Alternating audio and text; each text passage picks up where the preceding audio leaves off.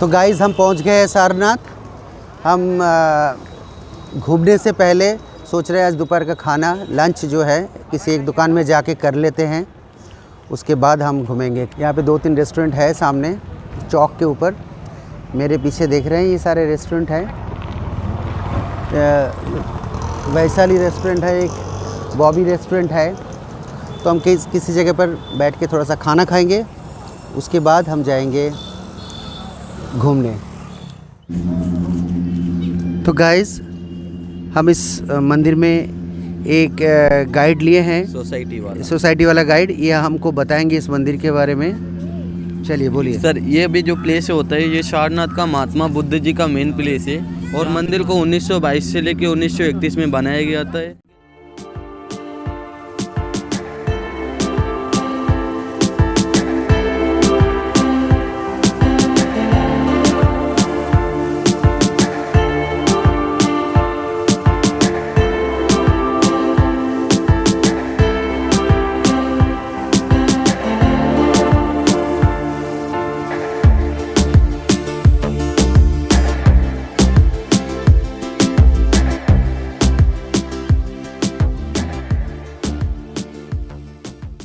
Guys हमारे पीछे ये जो बेल दिख रहा है ये 2 टन 10 किलो वज़न है इसका।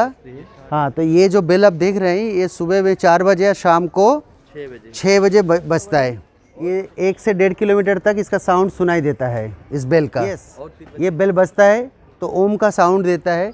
और इसी के अंदर ही साइड में लगा हुआ है तिब्बती धर्म चक्र, जिनको प्रीच किया था सबसे पहले बुद्धा ने। 1928 में मॉडल बनाया गया सर, बर्मा का लोगों ने मॉडल बनाया। ओके, ये बर्मा का लोगों ने ये मॉडल बनाया जो शिष्य का मॉडल है।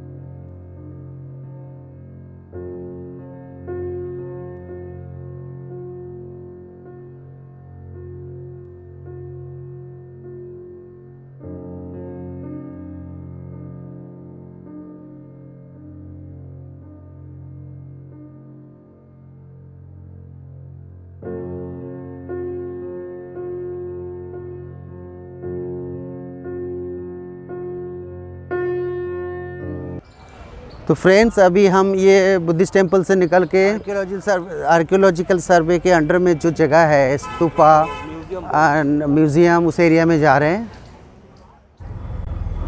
इधर बुद्धिस्ट टेम्पल से जो स्तूपा का गेट है वहाँ तक अराउंड 300 से 400 मीटर है, लेकिन हम एक ऑटो में बैठ के जा रहे हैं जस्ट टाइम सेव करने के लिए, क्योंकि हमारे पास अभी टाइम बहुत कम है, तो इसीलिए ऑटो ले लिया। हाँ, इस स्तूप के पास आ गए हैं, तो आप लोगों को इस स्तूप के बारे में, इस जगह के बारे में डिटेल्स में बताएंगे। हमारे साथ एक गाइड साहब है, उनसे सुनते हैं। मेरा नाम राजेंद्र पांडे है, मैं गवर्नमेंट ऑफ इंडिया का गाइड हूँ। और भगवान बुद्ध के 4 स्थान लुम्बिनी, बोधगया, कुशीनगर, सारनाथ। ये सारनाथ जो है ये बर्थ प्लेस ऑफ बुद्धिज़्म भी है, क्योंकि यहाँ पे बुद्ध ने पहला उपदेश दिया था और संघ भी बनाए, तो इसे बर्थ प्लेस ऑफ बुद्धिज़्म भी कहा जाता है। 2600 साल पहले जब सिद्धार्थ गौतम यहाँ आए और पहला उपदेश दिए, यह टोटल जंगल था, डियर पार्क था। और इसका जो प्राचीन नाम है ऋषि पत्तन मृगदाव है।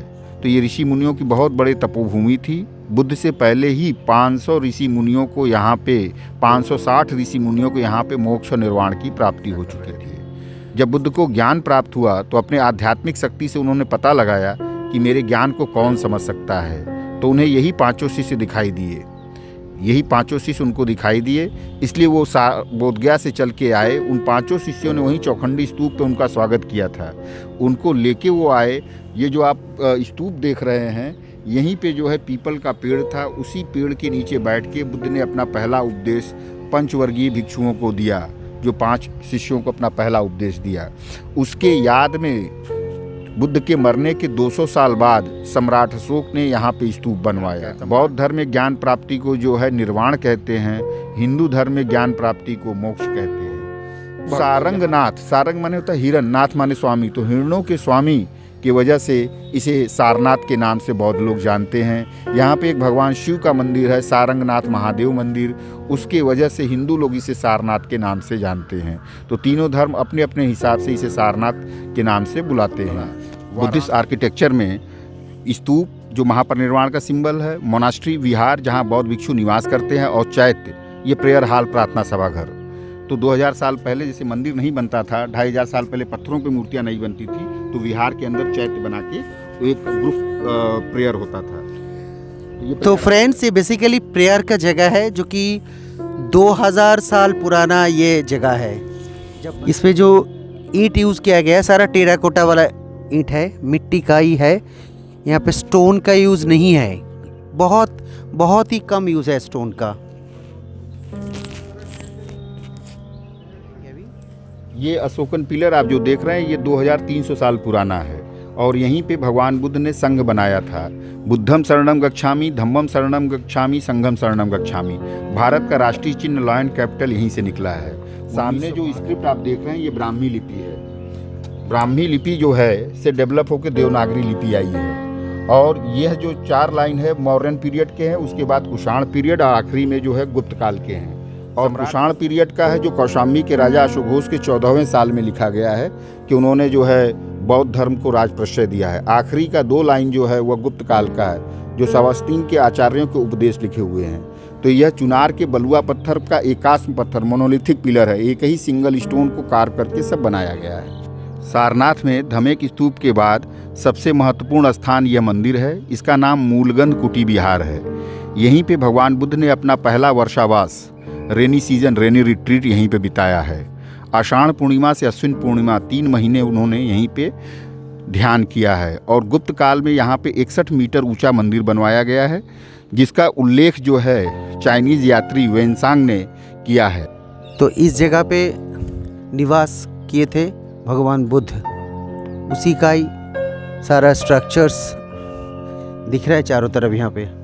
यह पंचायतन मंदिर है। भगवान बुद्ध ने जब अपना पहला उपदेश दिए तो आकर यहीं बैठे हुए थे, और उनका जो है श्रेष्ठियों का जो व्यापारियों का जो मुखिया था, यश के साथ महापंचायत हुई कि हम यहीं पे हम संघ बनाएंगे, हम लोगों को धर्म में दीक्षित करेंगे। तो पहला महापंचायत हुआ, यहीं से लोकतंत्र का जन्म हुआ है और लोकतांत्रिक न्यायिक प्रणाली व्यवस्था की शुरुआत हुई है। बाद में पंचायतन टेम्पल आर्किटेक्चर के रूप में इसे डेवलप किया गया था।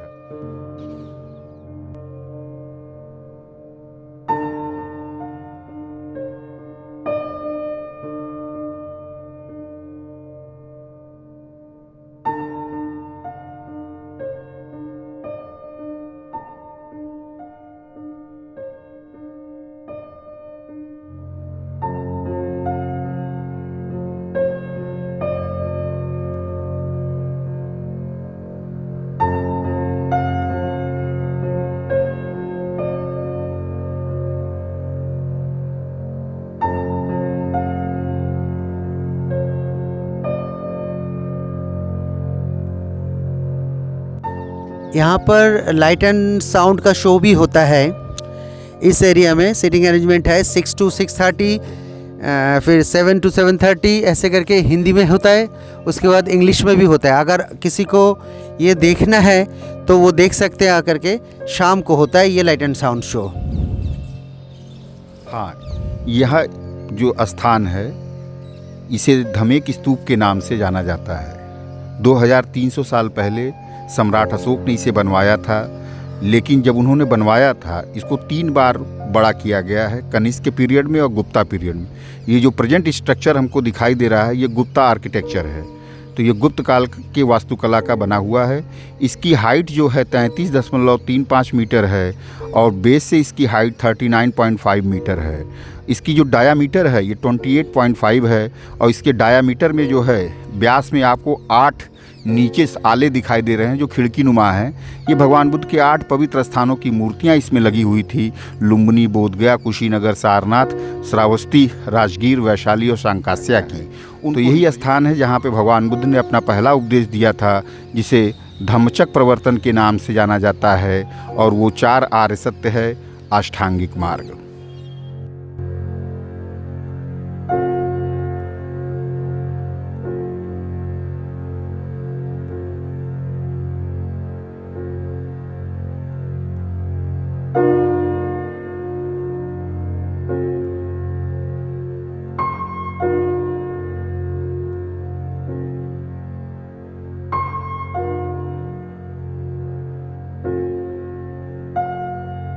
यह धर्मराज का स्तूप है। यहीं पे भगवान बुद्ध ने लोगों को अपने धर्म में दीक्षित किया था, इसलिए इसका नाम धर्मराज का स्तूप पड़ा। 18वीं शताब्दी में 1794 में महाराजा बनारस का जो दीवान था जगत सिंह ने इसे तोड़ा था और यहीं से भगवान बुद्ध की अस्थियां मिली थी। उसने उस अस्थियों को गंगा जी में प्रवाहित कर दिया था, लेकिन जो बॉक्स मिला था वो अभी भी कलकत्ता म्यूजियम में रखा हुआ है, ग्रीन मार्बल कास्केट। यह मोनास्ट्री नंबर 5 है, जो ये 4 मंजिला था गुप्त काल में। अब तक 7 मोनास्ट्री को यहाँ खोजा गया है। वह कुषाण काल से लेकर गुप्त काल के बीच में बने हुए हैं। तो आप हर मोनास्ट्री के बीच में एक कुआं है और जो बीच का आंगन है वो स्नानागार के रूप में प्रयोग किया जाता था। दाहिने तरफ जो है हमें स्वागत कक्ष भी देखने को मिलते हैं और बाएं तरफ अन्न भंडार भी थे। तो फ्रेंड्स, सारा कहानी यहाँ का आप लोगों को बता दिया। अभी हम यहाँ से निकल रहे हैं। गाइस, किसी को अगर लाइट एंड साउंड शो देखना है तो यहाँ से टिकट मिल सकता है। देखिए, सैटरडे संडे अवकाश को छोड़कर। गाइस, अभी हम सारनाथ होके घूम के आए हैं, बिल्कुल एग्जॉस्टेड, थक गए हैं। तो लंका में पहुँचे। लंका मतलब बनारस के एक जगह का नाम है लंका। तो लंका में पहुँचे हैं। अभी एक स्पेशल चीज़ आप लोगों को दिखाने वाला हूँ, very common but special in Banaras. चाय पीने के बाद दिखाएंगे।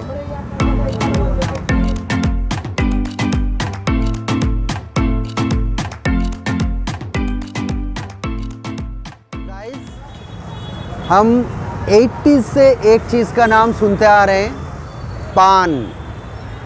अभी हम बनारस में है तो गाना तो सुना, खाई के पान बनारस वाला। तो बनारस का पान बहुत फेमस है। तो बनारस के अंदर वन ऑफ द बेस्ट पान भंडार, हम जहाँ पे खड़े हैं यह है लंका। इस जगह का नाम है लंका, लंका नगवा रोड। यहाँ पर मेरे सामने है केशव तांबुल भंडार। देखते हैं कैसा पान खिलाते हैं। Let's go. तो हम अभी आए हैं केशव तांबुल भंडार, ओके, जो आपको अभी बताया था। अभी हमारा पान तैयार हो रहा है। तो अंकल, ये आपका शॉप कितने साल पुराना है? 58, अराउंड 60 ईयर्स ओल्ड ये पान शॉप है। 60 साल पुराना दुकान है ये।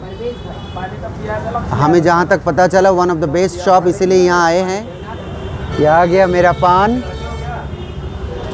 ये बनारस का वन ऑफ द बेस्ट पान है।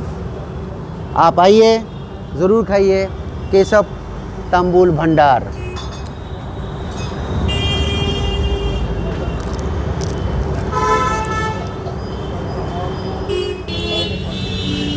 तो गाइज, ये जो अंकल बैठे हैं इनको अच्छी तरह देख लीजिए।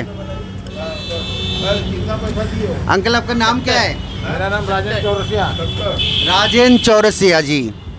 और मेन बात है, पीछे फोटोग्राफ देखिए किसके साथ।